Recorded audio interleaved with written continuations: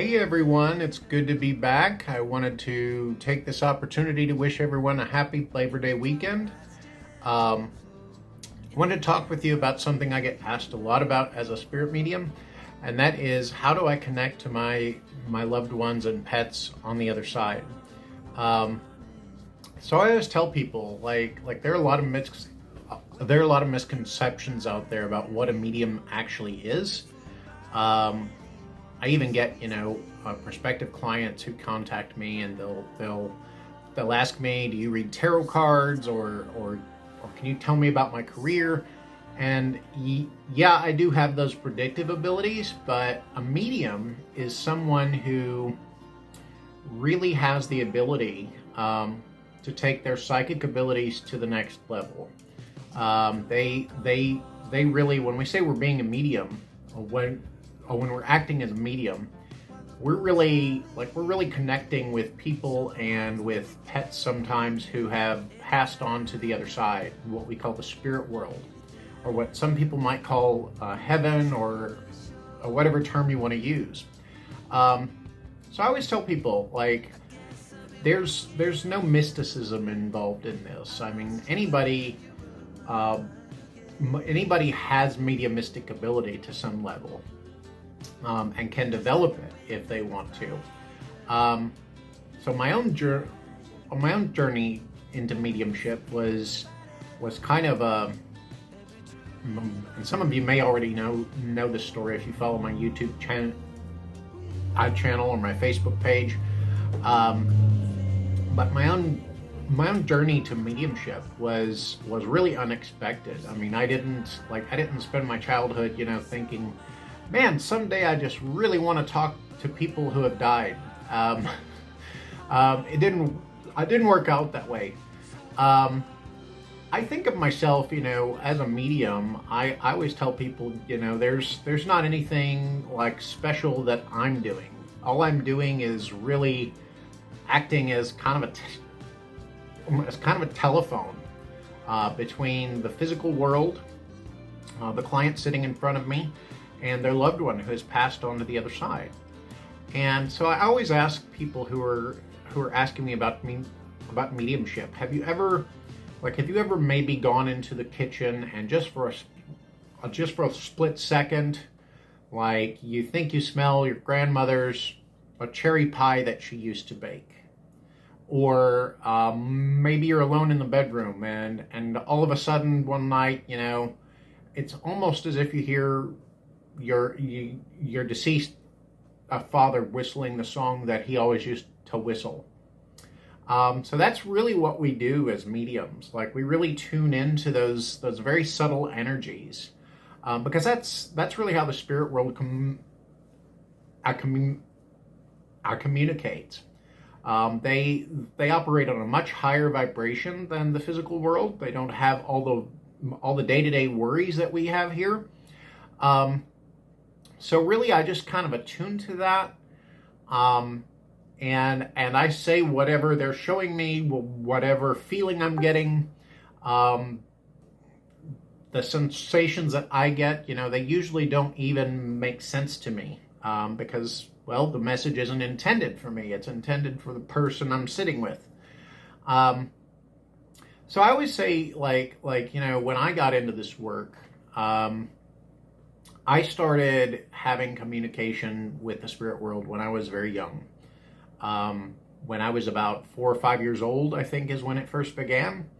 And it wasn't all the time. It was every now and then I would have these contacts with people who other people did not see. They didn't pick up on them. And I remember for a long time, many of you know this story. I was raised in a fundamentalist Christian household where we were taught that, anything like that was automatically evil. And as I got older, I started to kind of realize and make sense of what I had been experiencing. I wasn't experiencing like demons or evil spirits or anything like that. But as a child,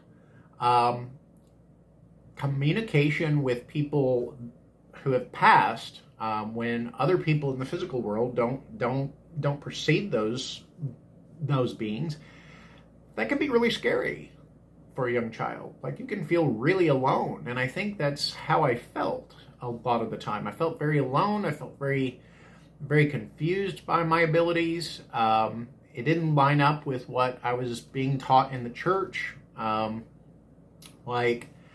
I had a really hard time, trying to make sense of it. And as time went on, I think the spirit world prompted me more and more, little by little.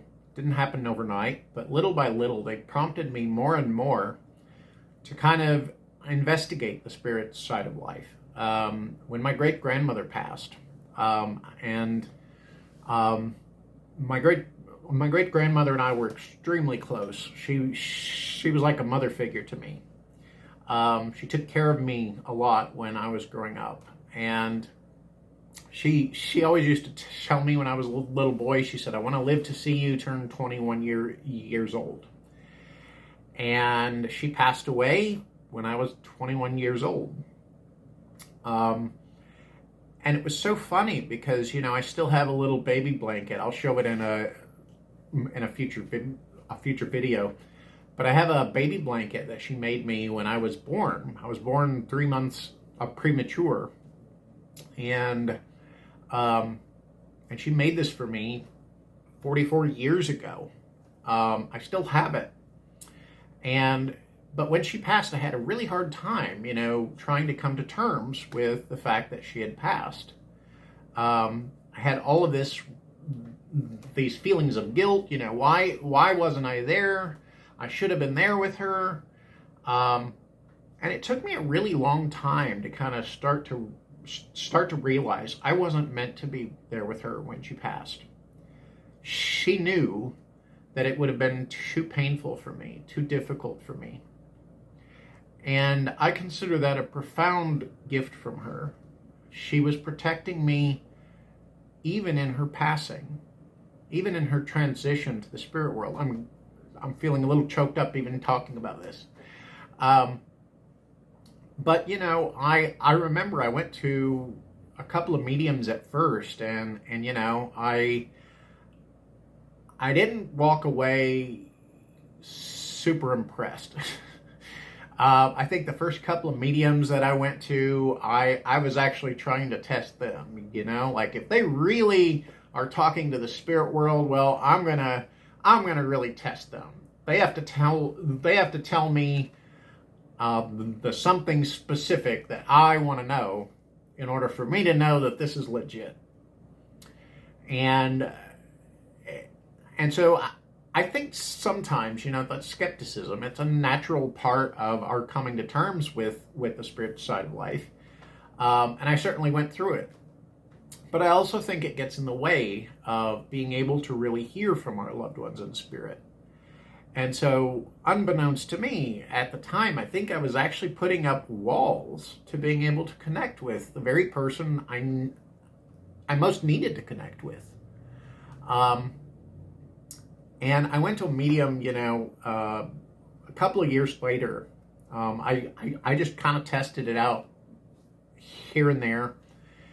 And I was feeling kind of disillusioned with it after the first few readings. But I went to this one reading at the encouragement of a friend of mine. And she said, no, he really is good at what he does. And he said something in there during our reading that left my jaw on the floor. Like, I was stunned. And I thought, there's no way he could have known about this. But he said something, I still remember it, and this has probably been 15 years ago. But he said, your great-grandmother's love for you, it covers you like a blanket, like when you were a baby. And instantly, I started to tear up, and I thought, like, I had forgotten all about this baby blanket that I've had for years. Hadn't looked at it, had it packed away in a box somewhere. And I thought of that baby blanket. It's the only thing I have of her aside from pictures of her. Um, but I just like I remember I welled up with tears, and it felt so healing. It felt like she was there in the room with me when he said that, because I knew there was no way. I mean, there was no way he could have known about this. My friend didn't know about the baby blanket. I had long forgotten about it. Um, and you know, when you see it, I'll post it in a feature video, but when you see it, um, the colors are kind of loud. So they're very bright colors. It's not the most, and I hate to say this because I love my great grandmother to the moon and back, but the colors are just really wild. But I thought of this baby blanket, and I thought, wow, I haven't felt that connected to her since she was here physically, in the physical world with me. And I remember as a boy, when I would feel afraid at night, when it felt cold, when you know, when I was fearful of the dark, I remembered my great grandmother curling up next to me in the bed, comforting me, and telling me stories. And this medium even picked up on that. Like they started telling me about these stories that she tells. And she used to tell me these really off the wall fairy tales that she would put her own spin on. And one in particular, I remember she used to tell me the story of a Red Riding Hood. And she'd tell me about Red Riding Hood going to Grandma's house and all the things that she had packed in her basket for Grandma. And you know, like name brand stuff. So I thought of all of that when this medium brought this up. I thought, there is no way he could just be making this up. There has to be more to this. And so I remember many years ago, I started to look into my own mediumistic ability. I started to train with a medium, and I developed my own abilities. And I was absolutely shocked when I started to just suddenly know things about people without having even ever talked to them before. I was shocked when I would suddenly start to know things about people they had lost, about their pets in the spirit world. And you know, I remember one of my first clients, you know, when I started doing this professionally, I remember one of my first clients, she gave me some very powerful feedback. She told me, she said, you have helped me more than years of grief therapy did, just in this 1 hour. And that to me is a very powerful thing. And I told her, I said, you know, it wasn't me helping you. All I'm doing is acting like a telephone. I'm just relaying a message. The healing comes from the spirit world. It comes from our loved ones. And I always ask my clients, you know, why wouldn't somebody who loved us so much in life, why wouldn't our pets who love us more than anything in the physical world, why would that love stop? Just because of the physical change that some people call death. Death doesn't really happen. We change, but death doesn't happen. I think of it almost like walking through one door and out the other side. Like, we don't die, we don't cease to be. We are still very much alive. More so even in the spirit world.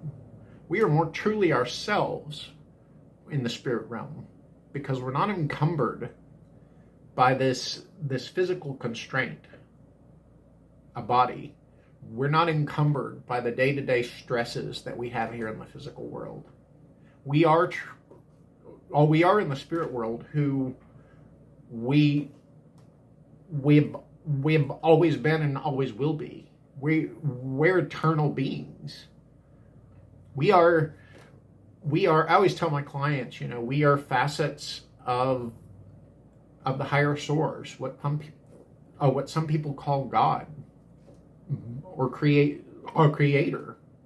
I always tell people I don't consider myself to be a religious person, but I consider myself to be a very spiritual person. And I've seen firsthand, more times than I'm able to count, proof of that, evidence of that. So I always tell people, like we don't die. Death is a myth. We go through a change, and it's a profound change. We become more truly who we always have been and always will be. We're more connected to everyone else. In fact, some of you may know there have been a number of scientific researchers who have dedicated their work, the research, to the study of near-death experiences.